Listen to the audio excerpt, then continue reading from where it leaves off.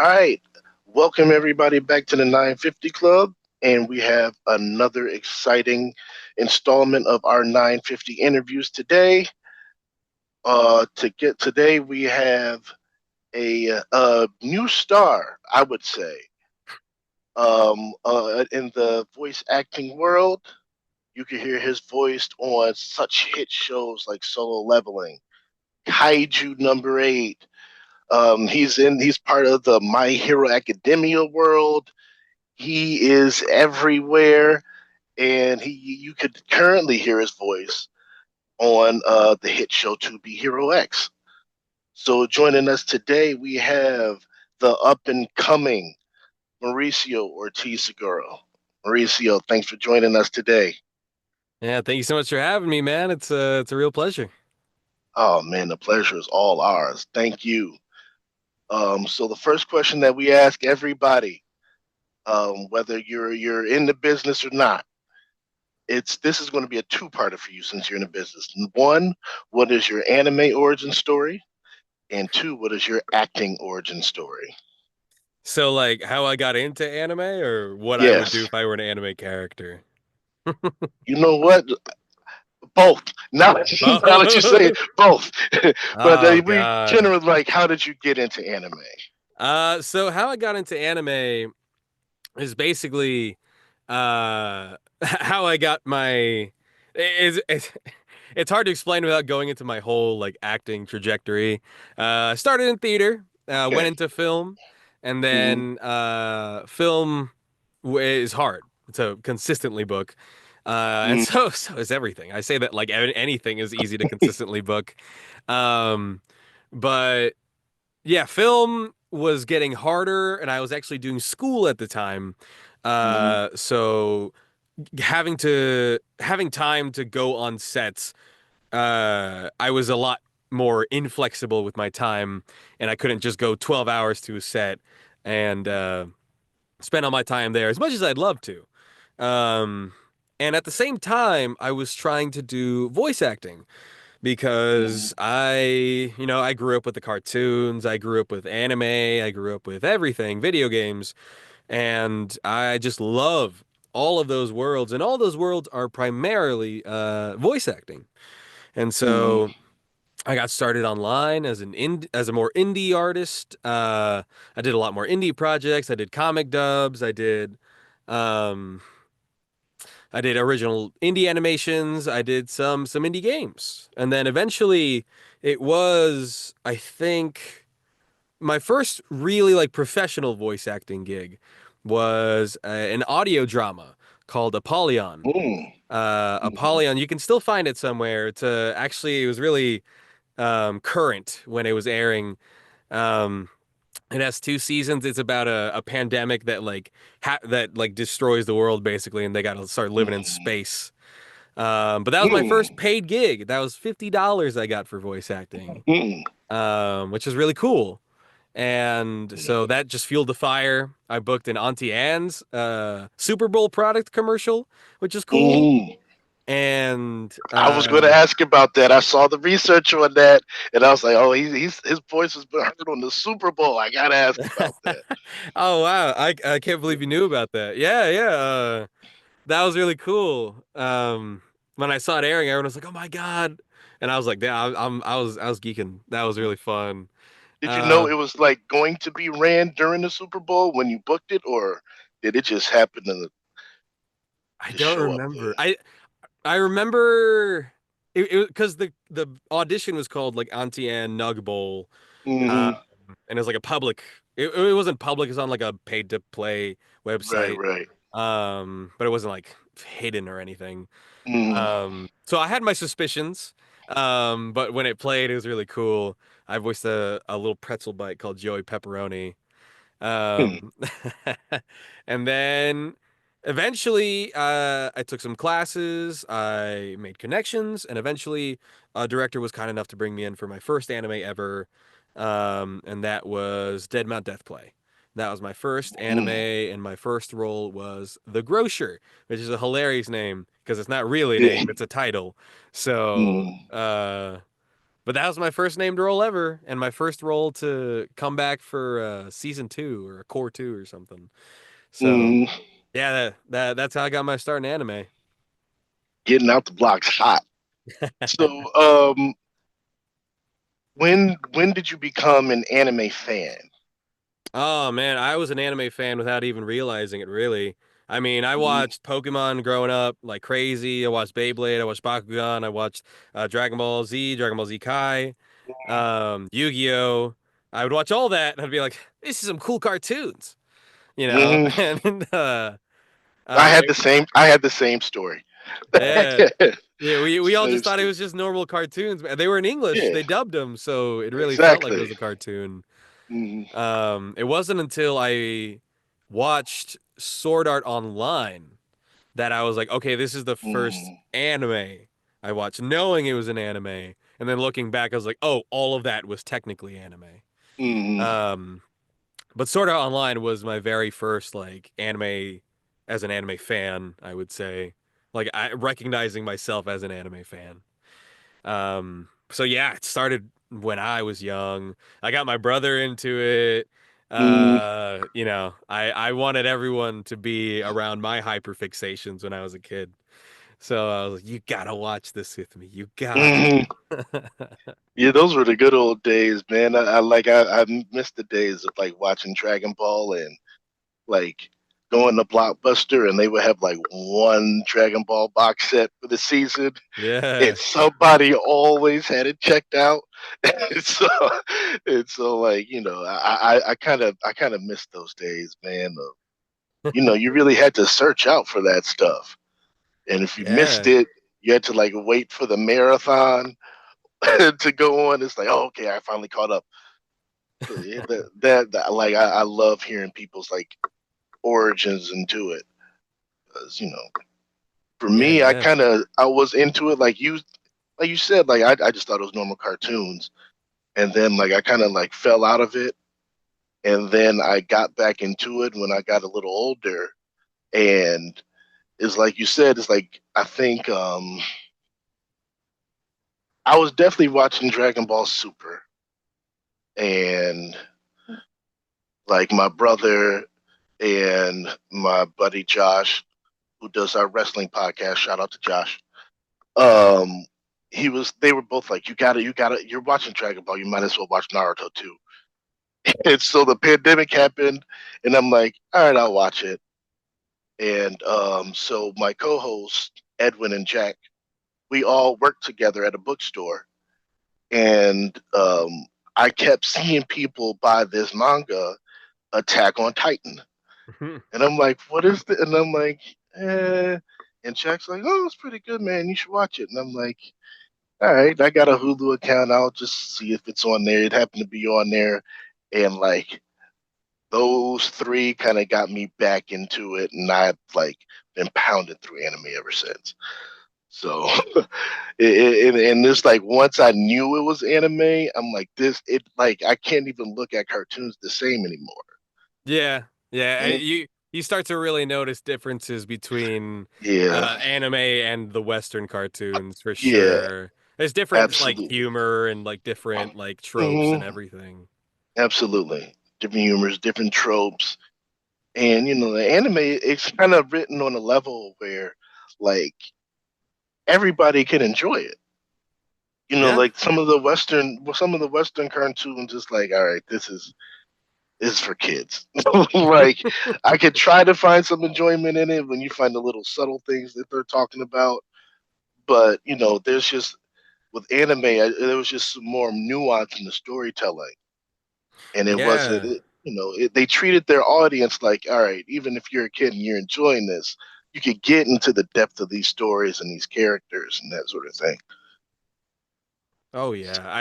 It's really funny you bring up like how anime is for all ages. Because one example I can bring up about that is like Detective Conan. You know, Hmm. Detective Conan tried a few times over here in the West and never caught on because it usually aired during Adult Swim. Yeah. And when it's hard, I guess, to get to Adult Swim and you got shows like Aqua Teen Hunger Force, you got like Dragon Ball Z, you got Bleach, you got all the crazy Mhm. action stuff. And Conan does have action, but it's like the main character is like a kid, and Yeah. you're following kids, Hmm. and Hmm. so it's like I can see why it would be hard, and it's a very serialized as well. So I can see Yeah. why it's hard to like just hop into an episode. But in Japan, Conan's friggin' huge. Like they love it. Hmm. Yeah. There'll be like murders and everything in the show. Like people will die horribly violently, and it'll be they'll be like, hell yeah, that was awesome. Yeah. I'll show this to my kids. Hmm. Yeah. It has gone on forever, man. So, Yeah, it's like a go. 1,000 and like 100 chapters, Yeah. episodes too. I don't know anymore. I don't know how they keep it going. It's like Law and Order. It just never stops. Um, so, a question that we like to ask is with the Crunchyroll Awards around the corner, Mm. are there any like current favorite shows that you're watching or any shows from last year that you're just catching up on that you're into? Are you talking about like nominees that are like nominated or just shows that I'm interested in Just in general? general, just in general. Well, right now I'm watching Windbreaker, which was a show that Okay. I really enjoyed season one. And I got to do extra bits for it this season, which was really cool. Oh, I that's was cool. very happy to be brought on for it because I thought the show was dope. Um, what else am I watching right now? Obviously, I'm watching To Be Hero X. I'm catching up. Hmm.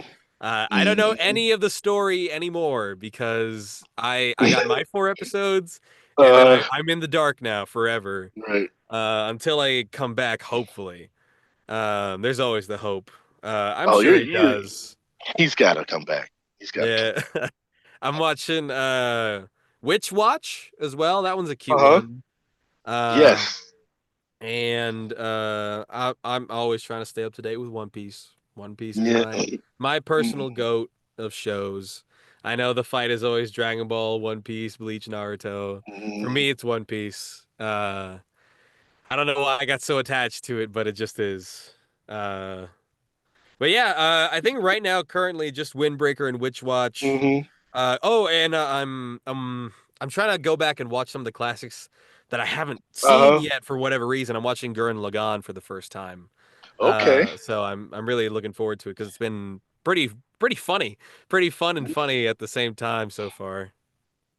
That's good, man. Witch Watch. We recently came out with our like top 10 shows of the season so far, and Witch Watch. I think that was I know on Edwin's list. I think Witch Watch was like his number 5. Mm. So that's cool, and I like it too. I like it too. Um, and Windbreaker is a show that like I didn't watch when it came out, and like Jack kind of like was like, "Hey, you should watch this." And so we have what we call surprise catch-ups, where we'll recommend shows to each other, and then like when we're recording, we'll be like, "Hey, I got a surprise catch-up for you," and we'll like, "Hey, so Windbreaker was my surprise catch-up." And I'm like, all right, season 2 is coming out. I'll go through season 1, and Mm. I'm not too into like the delinquent genre thing, but I like this one. I like Windbreaker. I'm enjoying it a lot. Yeah, it dives really well into I guess the psychoanalysis of these teenagers that beat the dog out of each other. Yeah, Uh, just because in this world the high schoolers are effectively cops. yeah.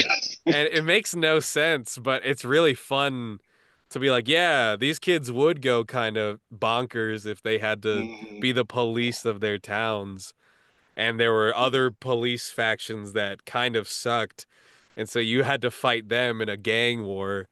Yeah, Mhm. that stuff is always super interesting. I like oh, I'm blanking on the main character's name. I can't believe this. Uh, Is it Sakura? Sakura, yes. I really like Sakura, actually. I thought I wasn't Yeah, gonna like him at first because I was like, okay, so he just yells and screams all the time. Okay. He's kind of sort of like Asta. I get it.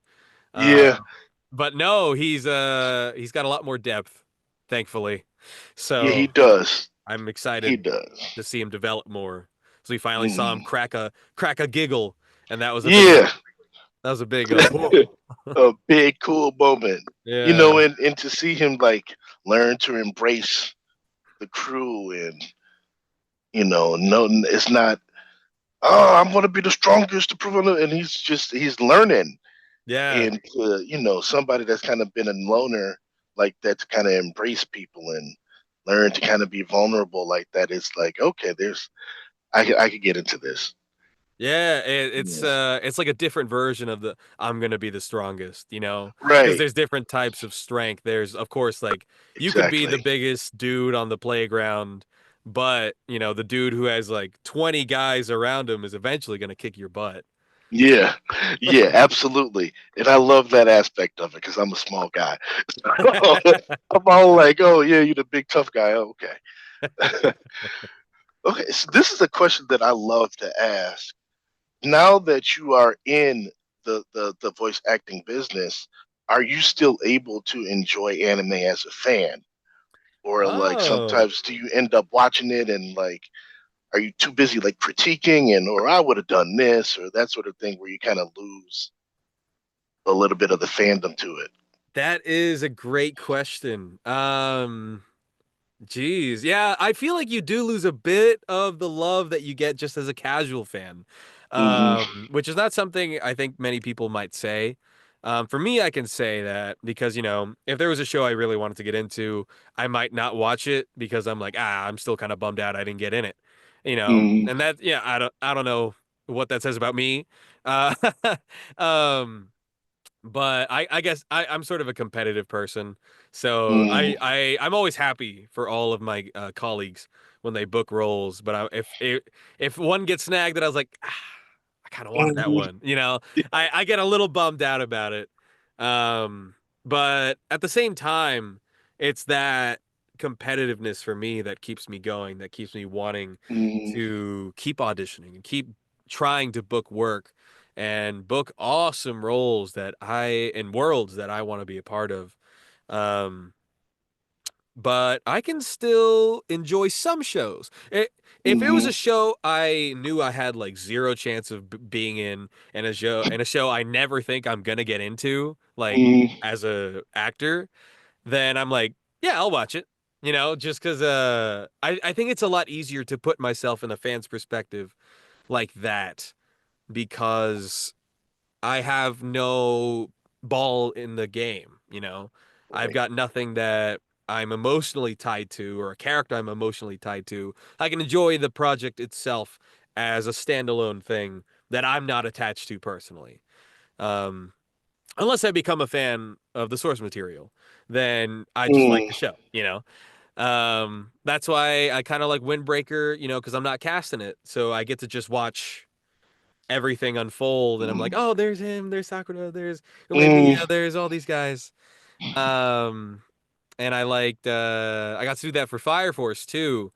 Where I hopped into Fire Force. I watched the first two seasons and then they're like, yeah, you want to come do a bit for like season 3? And I was like, yeah. And Mm. I was like, that's cool. I got to talk with Benny Maru for like a split second. Mm. Um but I can still enjoy Fire Force very much as a fan because I'm not in it. So there's, Mm. or at least not in it. So when I'm not casting something, it's a lot easier to be a Mm. fan. When there's like auditions out, then I'm like, oh, I kind of want that. It's less of a fan, more of an actor. Um, but sometimes there's the funny double medium that is very rare, Mm. but is very cool when I'm both a huge fan and I get cast in the project. And so Mm. I'm just like giddy about the entire project. Yeah, That part's really cool. that's that Very is awesome. rare, very rare. It has happened, but Mm. it's very rare and very cool. And if you keep going the way you're going, it's going to happen more often. I'm sure of it. Okay, so Another thing that I saw in my research, and I hope this is correct, you're an Emmy Award winner? I am. I am an All Emmy right. Award winner. So, Technically, the Lone Star Emmys, but it is a chapter of the actual right. Emmys. Yeah, that's still something. So what was that all about? So when I was in school, Hmm. I went to UNT, University of North Texas, go mean green, and has Hmm. nobody's ever said. And I went to a very good program for news. Okay. At UNT, it's called Converged Broadcast Media, which is a fancy umbrella term for you can work in news professionally. You can work in live television because it's not just news, it's live television, Hmm. which is very hard and very stressful. Um, but yeah, I can only imagine how stressful it is. Like when I was younger, we had like a little like the little local channel. They would like they had a little program where you could come in and you could like learn how to like do the cameras and do technical director and audio director, and we shot little like 5 minute things or whatever. And that was not easy. So I can only imagine how difficult live television can be and all the things that could possibly go wrong. oh, dude, if you think something won't go wrong, you're already wrong. Like you have to go in with the mentality that something you're gonna have to put out a fire at some point. Whether it's a camera going offline and it won't come back, or a talent decided not to show up, or someone decided not to show up for their job that they signed up for. Uh, oh my God, it's so stressful. And sometimes Mm, a story will get changed, and now you got to cut the story, or the story screwed up somewhere, so now you got to move it to a different block that it wasn't supposed to be in. mm, Um, yeah, I served as the nation for a semester over at North mm. Texas Television, and I was the assignments coordinator before that. And managing a lot of people is always very stressful. So Yes, as a former manager in the retail space, yes, absolutely. I was paid not very much, but I was paid Mm, for my role. And yeah, I mean, you understand it. You know yes. the managing people bit. You got different personalities, you got different Mm, schedules, but they all got to line up or else you're screwed. yeah, And yeah, so, absolutely. and there's plenty of times that we got to hop in to do the job Hmm. ourselves because somebody Yes, else didn't show up. yes. Somebody else show up. Somebody else want to do it. This person leaves. Like, yeah, all sorts of stuff. Like you said, there's going to be something that goes Oh wrong. yeah, there's something that always goes wrong, Mm, man. But yeah, I was also talent on the new stuff, and I mm, won an Emmy award for a best college talent, and that was pretty oh, look at cool. that. That was pretty cool. Mm. Is that like something that you still have a passion for, or is it like, yeah, I've had my time with that? I was mainly doing it when I wasn't sure if I was going to keep acting. Hmm. And when I wasn't sure if I was going to keep acting, because I was taking such a long break from film and Hmm. voice acting hadn't really gone crazy for me, um, that I was like, dang, man. Yeah, it was something I enjoyed. It was something that was Hmm. intriguing to me, and that was the main goal of me getting a degree. For me, the degree was getting certification in something that was both stable and would always be a good fallback for me. God forbid, like I lose my vocal cords or something in a freak Hmm. accident, knock on wood. But uh, just something that I could spend the rest of my time doing, and I'll be like, yeah, it was Hmm. fun. I can't really complain. That's interesting because, like, when I hear your voice, like when I read that, I was like, he sounds like it has you have like that news anchor voice to me, and so like when I saw that, I'm like, I could absolutely like envision you telling me the news and like taking it seriously. Like you just have that kind of like that vocal tone to me. So I was like, when I read that, I was like, oh, this is cool. I gotta ask an Emmy winner what it's like. So you know, I Lone Star appreciate Emmy or that, not, man. that is still awesome, man. Not everybody can say that. So you know, congratulations on that accomplishment. Thank you, man. Yeah, it's permanently on my resume. I'm never really taking Emmy award winner off Mm, there, so it's pretty cool. It's pretty cool. okay, so let's talk about some of the projects that we can hear your voice on. So one that I definitely want to talk about is Sugar Apple Fairy Tale. Ooh, Sugar So Apple this Fairy Tale. was something that my co-host Jack wanted to talk to you about. And I've seen in like previous interviews you talk about like Sugar Apple Fairy Tale and like the cast of it. Yeah. And so what was it like to work on that project? And again, I saw that there was a lot of Hispanic Latino representation on that. Yeah. So being of that, like, was there an added significance to it for you to, be a part of that role and to, you know, help push that forward? Yeah, I mean, when I found out that most of the cast was Latino, once I Mm-hmm. got cast in it, because I did all my research, and I was like, oh wow, this is Mm-hmm. really cool. That was something that I believe that the director Sean Gann really wanted. He just wanted a show that's centered around Hispanic talent and showing them off. Because Hispanic talent haven't necessarily gotten a crazy amount of limelight in the past compared to, every other Absolutely. talent. And so uh when I was chosen, I was like, "Oh wow," because this was my first big role, like a bigger Mm-hmm. role that had more meat, more something for me to chew on. Because I had the grocer and then I had a character called, well, actually it was the grocer and then it was straight into him. And I was like, Mm-hmm. "Oh wow, this is I'm Orland now. I don't know who this is. There's no manga. There's light novels, but Mm-hmm. I'm not gonna read." Uh, and so I had to go in there, and Sean was such a delight to work with. I love working with him anytime. Uh, and I love the relationship that I've built with him because I really feel like he's a friend of mine. Like I really enjoy Mm-hmm. working with Sean. He really took me under his wing for that because it was the first time I'd gotten sessions that were like 2 hours long, 1.5 hours long, and I was like, oh my god, that's so much time. Uh, and little did I know that was very little time compared to what I Yeah. would be doing in the future. Mm-hmm. Um, Thankfully, but I also had to play with a range that was possible but unfamiliar, as in I had to go a lot lower.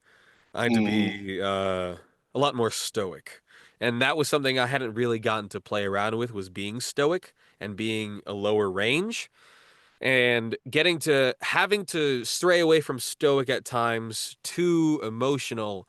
um it was a challenge to adapt to Orland, but I couldn't have done it without Sean.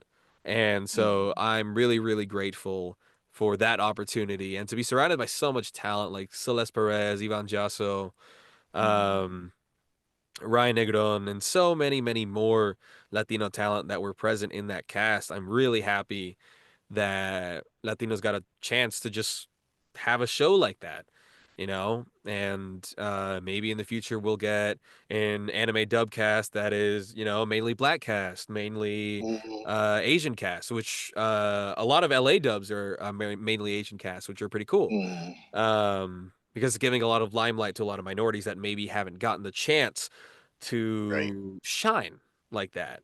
And Mm-hmm. so it's really cool to see how anime dubs progress now in this more progressive era of casting. Yeah, absolutely. Like I saw that and I was just like impressed because I'm reading all sorts of articles and they just talk about how anime is big in the Latino culture and how that's a growing segment in the anime community. And so to just see something like that come out and that cast and for you to be a part of it and to, be able to be somebody that those people can identify with was just I can only imagine, how, being a part of something like that could be like, all right, yeah, I'm doing something. Oh, absolutely, dude. And it's really cool when I've gone to very few signings so far. I'm barely getting my feet wet with that. But Mm-hmm. when I go and, a Hispanic person just comes up to me and they're like, "That's so cool that you're Mexican and you're doing this."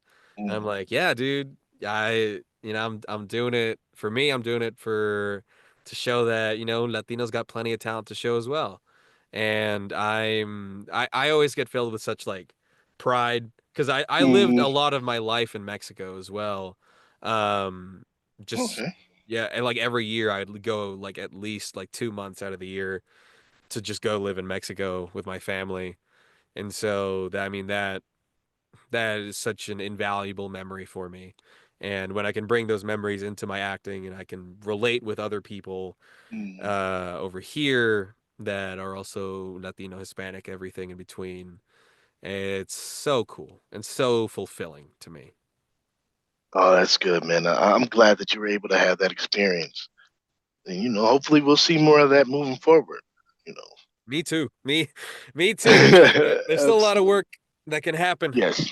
And so I'm really happy when I get to see actors of demographics that haven't been properly represented in anime quite yet popping off. I want to shout out Nia Celeste. Nia Celeste is an Mm-hmm. awesome actor that is on the rise. Is a superstar right now. They're in Dragon Ball Daima Yeah. as Mini Supreme Kai. So you know, just people like them and people that are just on the rise. Like, God, I'm so Mm-hmm. excited for the future of anime. Yeah.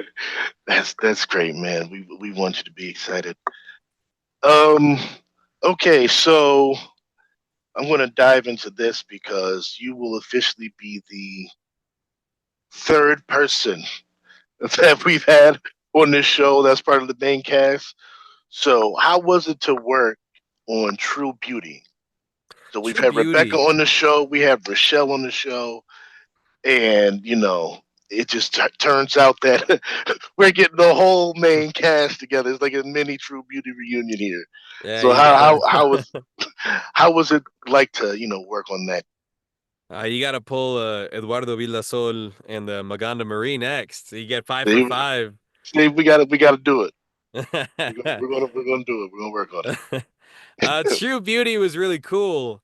Because I I wasn't aware of how big it was. So when people Yeah. were telling me, "Oh my God, this webtoon was big," I read this in high school, and I was like, "You did?" I was like, How big is this?" And then they're like telling me like, "Oh, your character's my favorite guy. He should have won," and I'm like, "Thank you. I guess I got to read Hmm. this."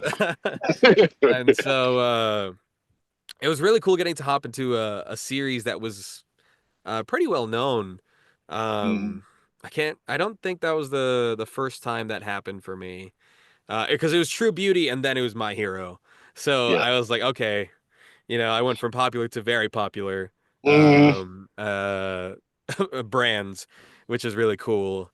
And there was a live action for it, so I Yeah. listened to that a bit, and I read the manhwa and the webtoon, and I had a lot of fun. Just get it because I went even deeper for that role than I did for Orland. Hmm. Because I feel like Sojun was sort of like the perfected Orland voice, and then even with Hmm. him, he got to be a little goofier, a little more, Yeah. a little less stoic than Orland was.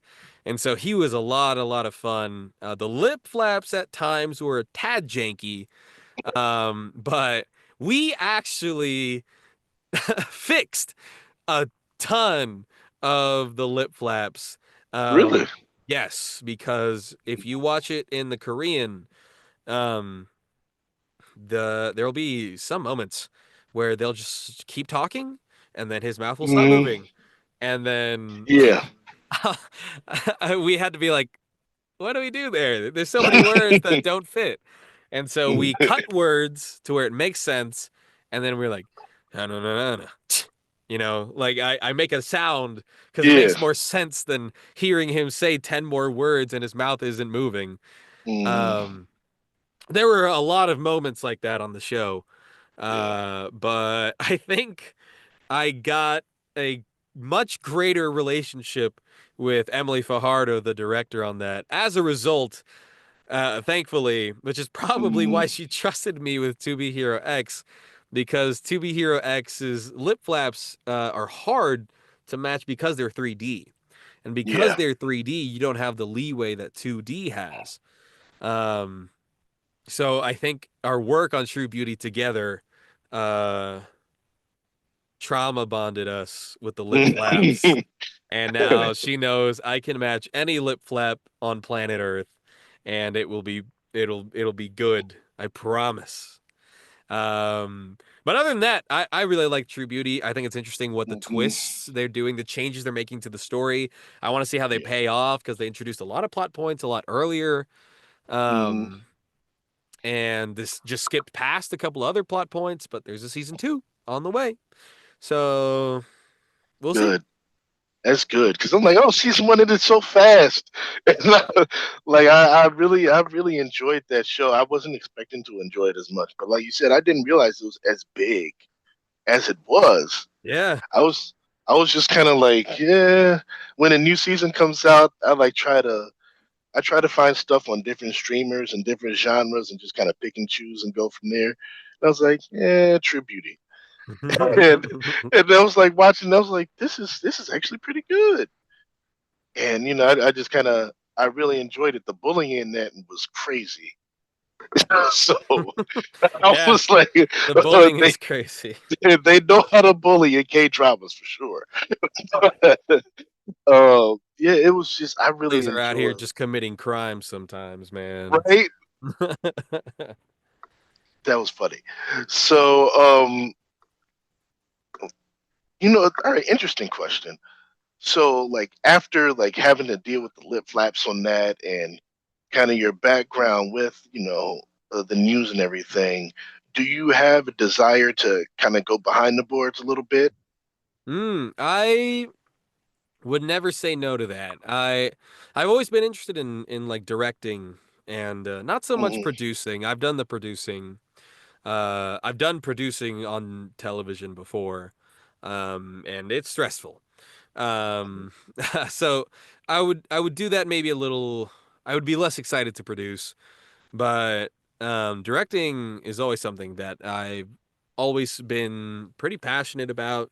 Um, I like the idea of collaborating with actors and artists to bring characters to life, bring shows to life. And sometimes you'll get stuck with a show that's not as good. mm, So maybe you bring in a couple of actors that you've been wanting to work with, but you weren't sure what show would be good to bring them on for, what show could get their feet wet, or maybe you want to give a guy their first lead ever, because you mm, know that they can do it, but there hasn't been a show where a producer might say, yeah, you can use that new guy. Um, so there are a lot of really cool things that directors get to do that actors never will do as long as they just act. And mm, so I would never say no to casting. I also like the idea of casting because I like the idea of a choice I made paying off when the actor does a good mm, job. That's something that has always intrigued me. Then I hopefully can get into that somehow. But directing, assistant directing in any capacity. I mean, I got a degree in it, so mm. I would like to use it at some point. Man, I'm sure you'll get there. I mean, like you said, building these relationships with the different directors, man, you never know what can come out of that opportunity. So, Yeah. uh, so you mentioned My Hero while you were talking about True Beauty. So how was it to be in My Hero Academia? You're next. It was really cool, but also really stressful. Mm, Because I, little known fact, I totaled my car the week mm. before I had to go in to record for it. Oh, And that's rough. so I had to go to Amarillo, Texas, because I had a connection up there, which was my girlfriend's dad, and he works at a dealership, and so he was able to get me a deal on a car and get the whole process expedited so I could just have a Mm, car that was good. And so I had to, day before my session, drive, no, fly out there, get mm. my car, stay the night, wake up at like 6 a.m., and drive 5 hours straight because they couldn't move my sessions. And Wow. so, because they're like, we need this done like this week. And I was like, well, crap, dude. I have to. Like, I have to make it Hmm. work. And so I drove 5 hours straight and I got there with like 30 minutes left before my session started. And I changed in a Starbucks bathroom so I didn't look so sweaty. I combed my hair because I was working with Mike McFarland and I'd never worked with him ever.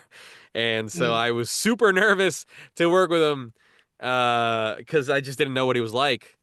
And so I got there and immediately I had to do two other sessions that day before my Hero session.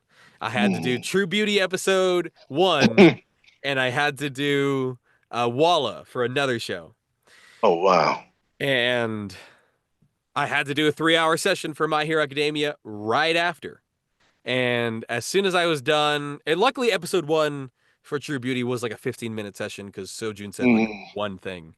And so I was like, okay. Um, but uh I got in there and I was immediately like, oh God, I can't hit the range that I kind of want.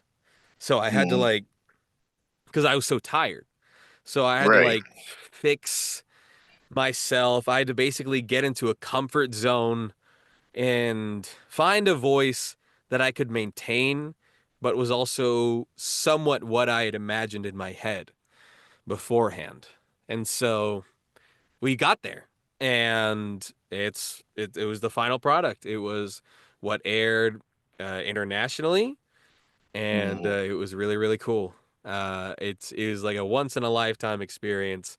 I really don't know if I'll ever be lucky enough to go to the red carpet for voice acting again. That would be really cool. Mm. But I did. They did fly me out to Hollywood for that red carpet premiere. Oh, that's cool. Yeah, I had to. I bought a whole $500 new suit Mm. because I wanted to look good, and I didn't have anything that looked good. And so I spent a lot of money on a suit that I plan on using Mhm. for like the rest of my life. Right, right. Yeah, I got to get my money's worth out of this suit. Yeah. This is my hero suit. Yeah. Every event is like $100 so far. I gotta use it like Yeah. 10, 20 more times. Um yeah, that whole experience of My Hero was one of the most anxiety inducing months before the announcement. Because I was Mm. like, oh God, what if they recast me? What Mm. if I didn't do good? But I had a lot of people around me um that were like, because I couldn't tell them what I was in, but I was like, no, man, Mm. you're good. Like I'm sure whatever you're doing, you're fine. I mean, they sounds like they used you for a long time, so they wouldn't waste their money like that, which is very true. And so I was like, awesome. And so yeah, when it all came to a close, I was like, "Oh my gosh, that was like the craziest whirlwind of Mm. like like a 3 month span I'd ever gone through." Because I recorded that, I think, in September or August. Yeah, like end of August, I think I got either the call for it or my first session for it. I'd have to look back, but Mm. oh man, that that Yeah, that right was really into it. cool. That was really cool. All for my hero. You all hear that? This is what he did for you. Yeah. so, so return the favor. We got vigilantes out, and My Hero's Ending. Like you could throw him another role. So, how important was chilling in another world with level two cheap powers for you in your career? Oh, it was super important. It was super life changing for me because, surprisingly for me, it has a lot of fans, which is it's really good to hear because I really put a lot of me into him. I think Fleo is like the most me I've put into a character before because a lot of his mannerisms are just things that I do. Mm, Um, but yeah, he was my first lead ever, and it was with Jason Lord, goated director. That guy, I mean, he's such a blast to work with. He always makes you feel comfortable in the booth. He always, he knows how to joke around. He and so where I asked him too, because I'd never been cast as a lead. And I know you're not supposed to ask why they picked you because, mm, it might make them second guess because they're like, oh, do you not think you're good? mm, But I asked him, I was like, so I've never been cast as a lead. Why did you pick me? And he said that he just thought that, I fit the role really well. And when he heard the audition, he was like, oh, yeah, that's him. That's the mm, character, and that he all at the same time he thought that I just deserved the chance to try and lead a show, and I can't thank him enough for that because it really really opened a lot of the doors for it. Opened the doors for TrueBeauty. It opened the doors for Anyway I'm Falling in Love with You. It opened the doors for My Hero, and now To Be Hero X, and seems like a lot of directors at Crunchyroll have been put on notice about my talent mm. and work ethic. I don't know if many of them know what I went through to make that My Hero film happen, but I'm sure a few of them would be like, "Oh, dang." uh, Uh, we're going to be but sure to tag them when yeah, we post this, so, so they know. it was an ordeal that day. It was an ordeal. The second and third days are a lot easier Mm, because they were all My Hero. right. Um, but no, that 5.5 hour drive paired with Yeah. the 2 sessions beforehand really stressed me out. Yeah. Um, but I wouldn't trade that for the world. I think that was life-changing experience that I am so so grateful for, and I hope that I get to go on many more crazy adventures in life to do the roles and be on the projects that I want to be a part of. And I'm trying to do that with work out in Los Angeles as well. I'm starting to book more out there. And so Oh, nice. I'm really excited for a lot of those projects to come out whenever the hell they come out because LA takes so much longer. So, that kind of leads into another question. So, what would be your dream role? Or Ooh, like, you know, I wish I could voice this character. Like, I could do dream something with it. dream role will always be something in Pokemon. Like Uh, a named role in Pokemon. Uh I've been lucky enough to receive some auditions for Pokemon before, but I haven't booked anything yet. But that's not saying that I never will. You know, I never like to think that I won't ever book something. That's a little pessimistic for my tastes. And if I'm not keeping myself mhm, up, who is? And right. so I gotta have my own back on my confidence. And, Absolutely. and so, Pokemon would absolutely be like a named role in the anime would be just crazy. I would ride the high of that for so long, especially if he had like a partner Pokemon. That would be my new favorite Pokemon by bar none. Mm. Um, yeah, Pokemon for sure. If we're talking like video games,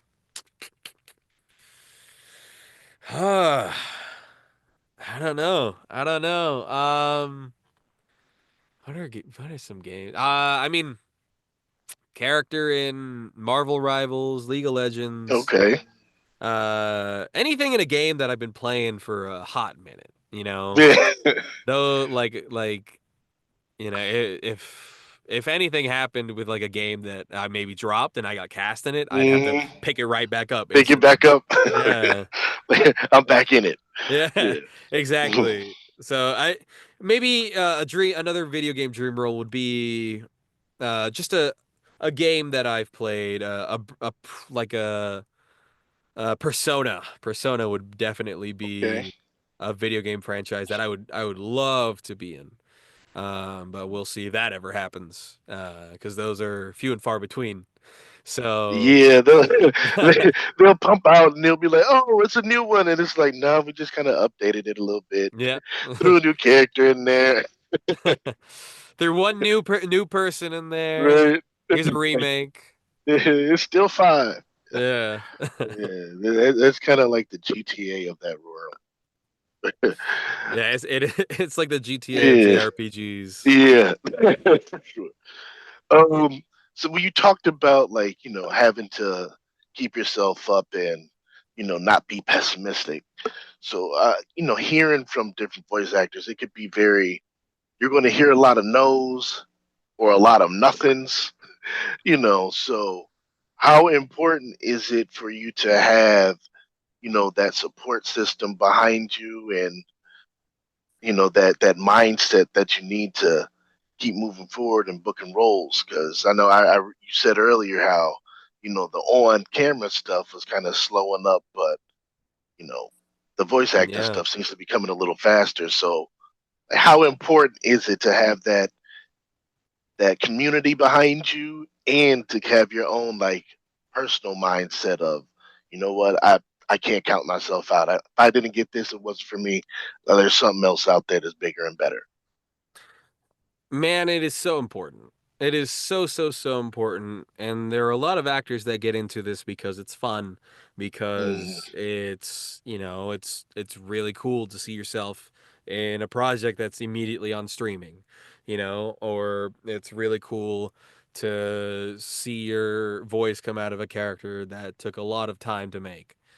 Um, but once they start taking voice acting more seriously, um, what a lot of actors I find are really unprepared for is the mental toll it takes when you start to want to book more, but you don't, because now you're noticing it a lot more because you want it.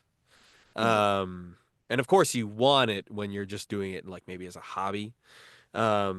But if you're trying to get into projects that mean a lot to you, that mean a lot to people, you're not going to get every one.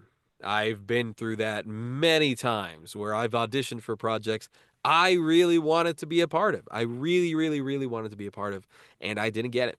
I didn't even get Walla. I didn't even get mm, a, an NPC in the back.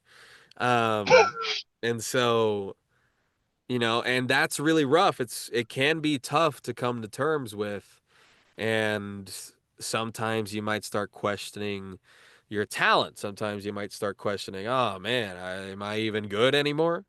Um, but you can never really count yourself out, because once you count yourself out, I mean, you're done, you know? mm, Like there's nothing to bring you back, which is why it's really important to have that support system. If you don't have friends you can talk to, if you don't have friends inside the industry, if you don't have friends outside the industry, mm, because friends inside the industry is really cool because you get to talk with people about work and you get to mm, share things that other people wouldn't understand ever. Um, and talk about problems that only they can relate to. But it's also super, super important to have friends outside of the industry. And I love my friends outside of the industry. I've got a buddy that we've been friends since freaking middle school, and I still talk to mm, him. Uh, And I love hanging out with the guy. I love talking to him about crap because when I tell him about voice acting, he's always like, "That's so cool." And I'm like, Hmm. "Yeah, it is kind of cool that I get to do that, because when you talk to other actors, it's like, oh, you're in that, oh, cool, oh, you're in that, oh, yeah, yeah, Hmm. yeah, that's cool, man, yeah.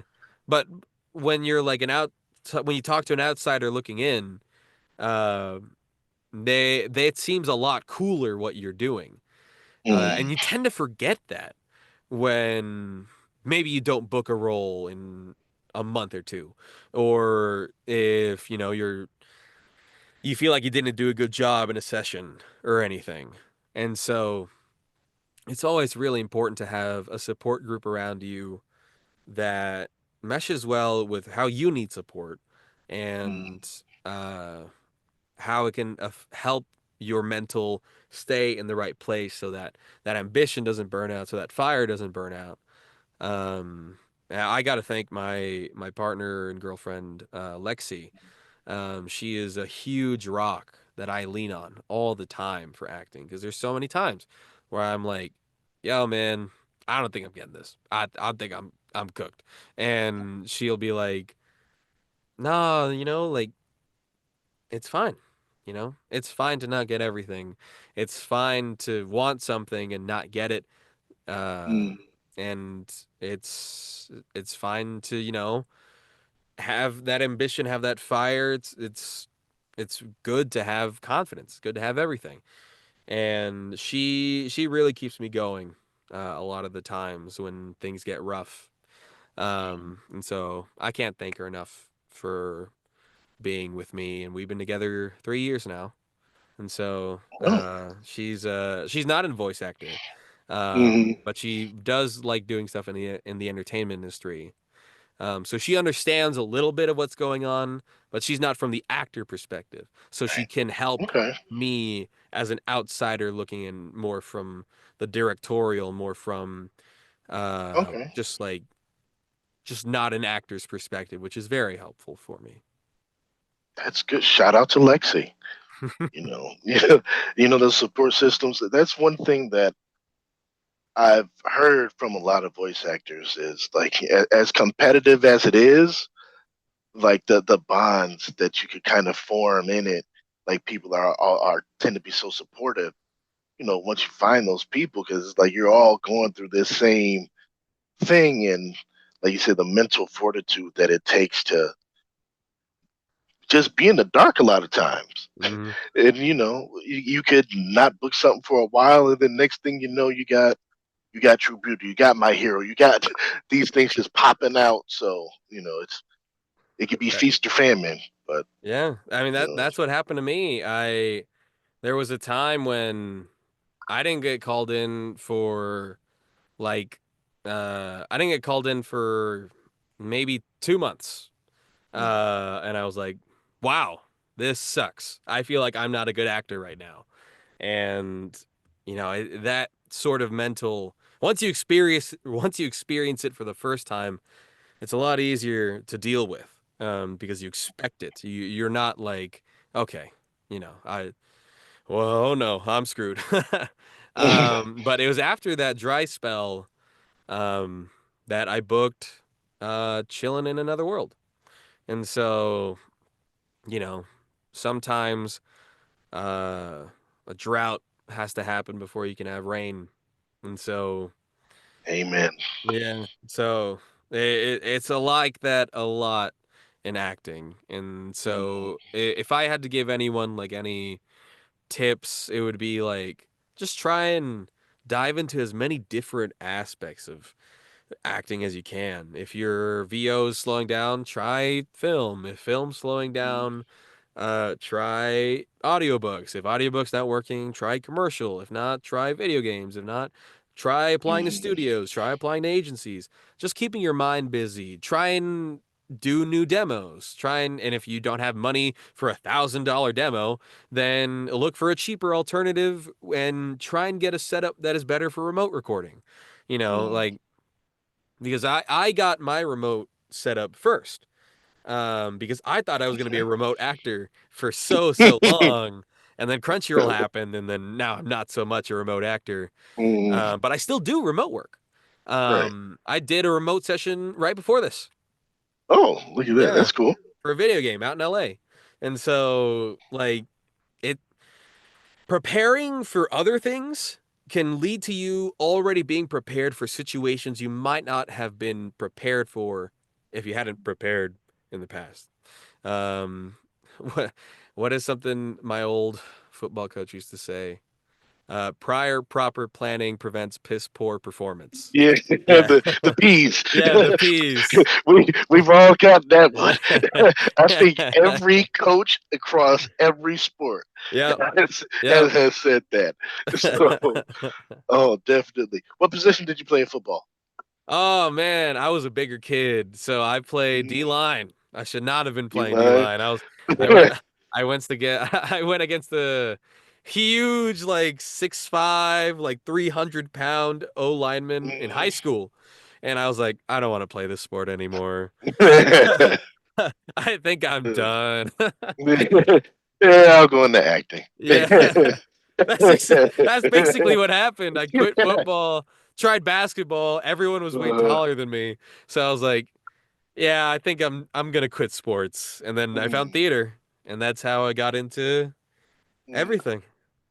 Did theater like kind of like take over that competitive spirit in you? It did. It Yeah. did. Because I wanted cool roles. When you're just starting out, in any capacity, you're just happy to do anything, right?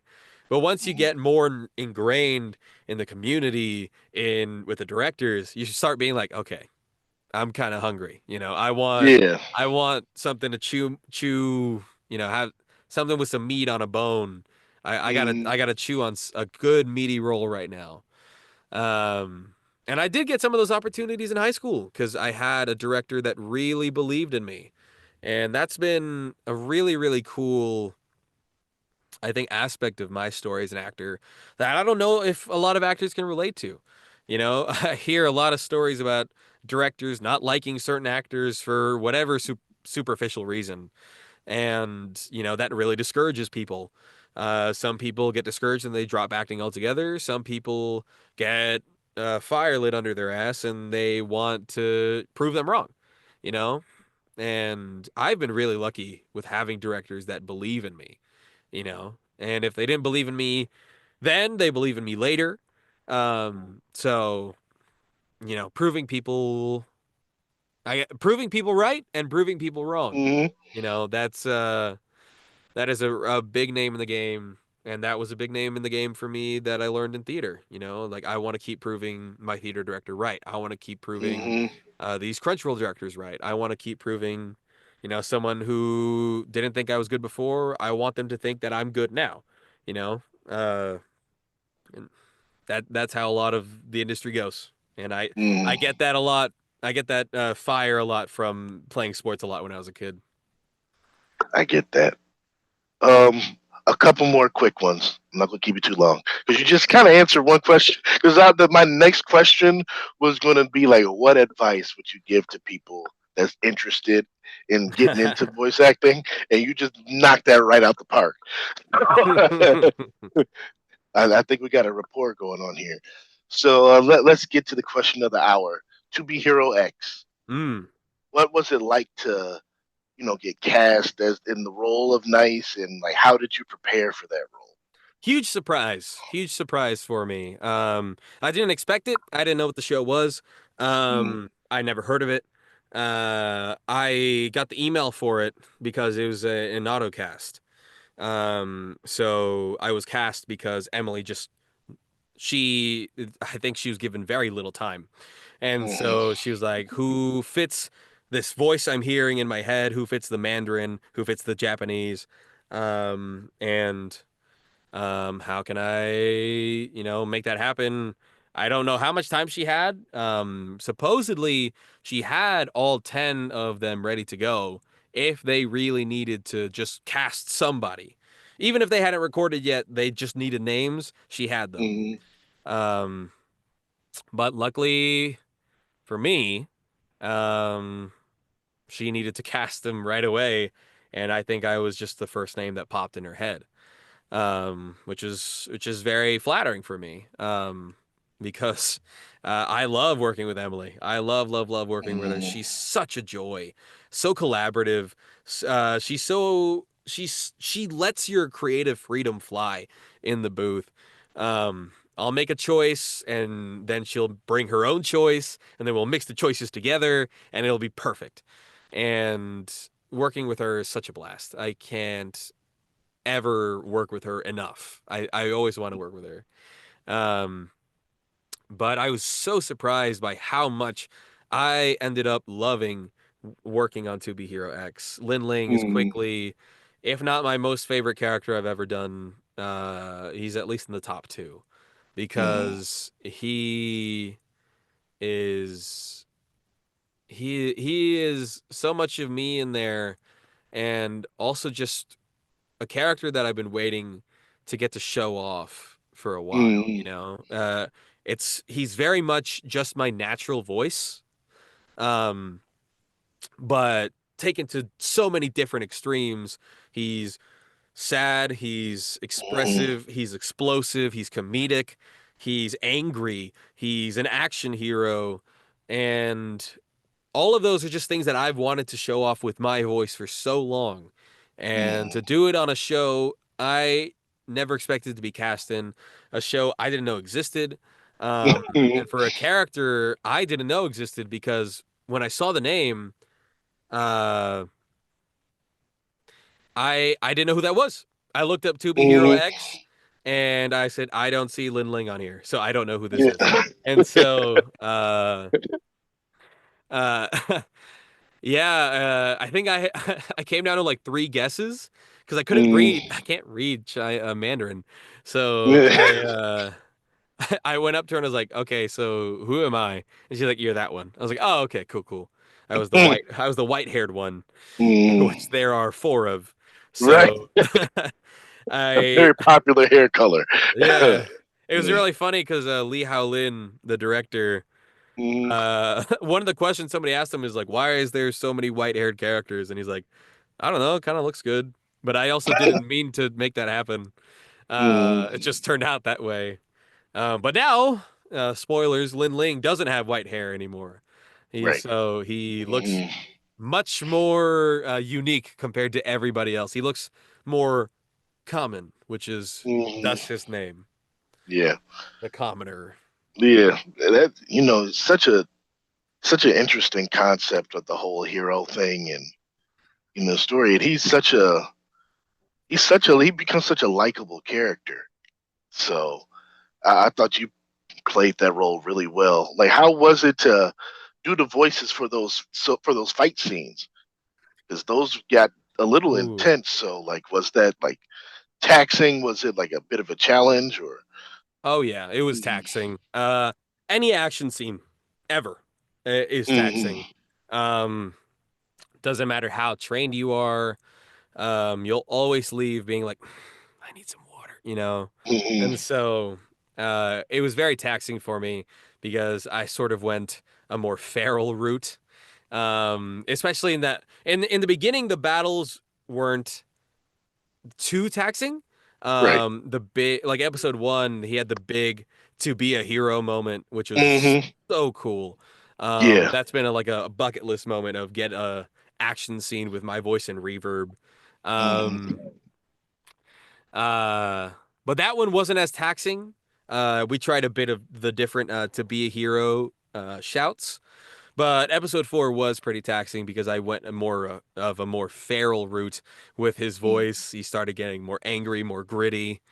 Um, and so yeah, that episode was a lot more taxing, but it was so rewarding to see it, you know, come out in the end. I was really, really happy with the final product for episode four.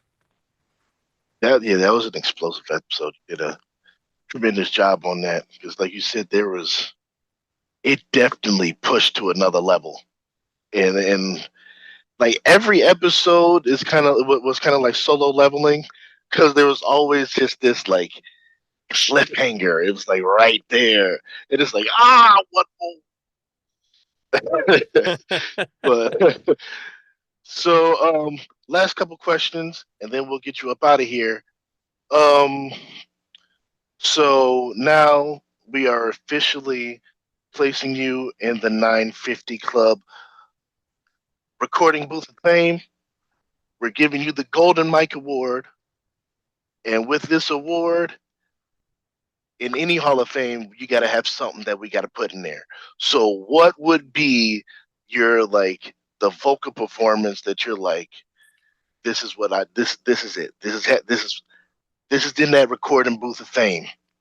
That would definitely be nice slash Lin Ling for Mm, me currently.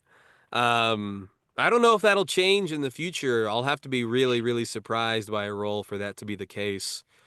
Um, but I've never really fallen in love with one of my performances as much as I did with Lin Ling. Every episode was a treat. It's so sad it was so short. Um, but yeah, if I had a golden mic award, hmm thank you very much. Yeah. They would definitely be my performance as Lin Ling in To Be Hero X.